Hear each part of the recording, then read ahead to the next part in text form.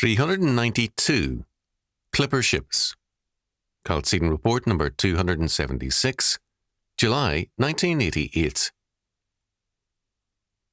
It was in 1932 that I first read John Gould Fletcher's beautiful poem in polyphonic prose, Clipper Ships, now forgotten by most because Fletcher was too emphatically and happily American to suit our day.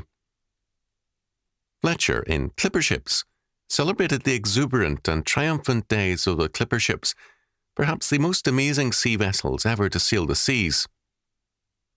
Frederick Jackson Turner, an historian often criticized today, was accurate in catching the optimistic and creative temper of America then, dealing with things in an original, practical, and determined way, and on a grand scale.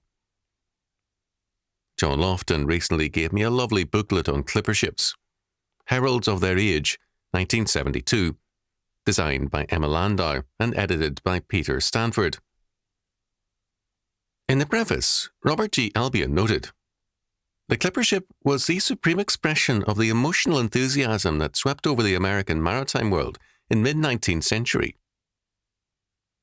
Americans believed they could, Stanford notes, go anywhere, do anything, be anything. The clipper ships were expensive and less profitable than the square riggers on schedule, but they had an amazing speed and a breathtaking beauty. Earlier, ships bore the names of women, often the owner's or captain's wife. Mary Ann, Adeline, and so on. Now ships have very prosaic and dull names. The clipper ships were given exciting names: Lightning, Sovereign of the Seas, Challenge, Flying Cloud, Staghound, Glad Tidings, Invincible, Defiance, Great Republic, Intrepid, Flying Arrow, Hotspur, Romance of the Seas, Sparkling Wave, Dashing Wave, Ocean Spray, Skylark, Golden Eagle, Gazelle, and so on and on. They left other ships in their wake, and from the sail would come a proud cry to the past ship, as reproduced by Fletcher. Challenge is our name, America our nation, Bully Waterman our master. We can beat creation. After a glorious decade, 1847 to 1857, the clipper ships began to go. Before long, the ironclad ships replaced them. They represented in their day the temper of a segment of American free enterprise, confident, exuberant, and placing achievement and glory ahead of profits. Some of the clipper ship captains pushed sails, timber, and men to their limits to demonstrate what Americans could do. The clipper ship men, like Donald Mackay, were the American frontiersmen of the seas. Other men took their places, small and mean-spirited men.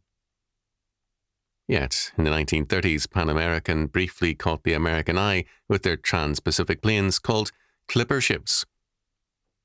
In the next decade, a group of men created Raytheon and brought remarkable inventions into the market. Some years later, a number of young men started the computer industry.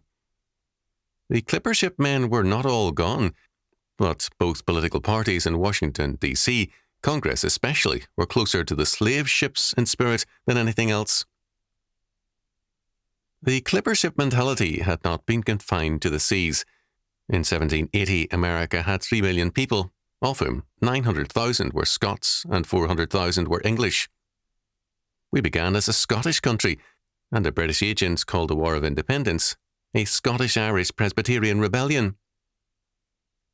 A Basque saying in the American West has it that when the Armenians came to America, the first thing they did was to build a church, while the Basques built a hotel to eat and have fellowship therein. We can add that the Scots built colleges everywhere in the newly settled wilderness with a conquering hope for the future. We are very much in need again of clipper ship men and their exuberant confidence in victory. Last night I dreamt happily of the magnificence of the clipper ships and the high seas and their triumphant passage forward. I woke up with this sentence in mind: a saved man is God's clipper ship in history.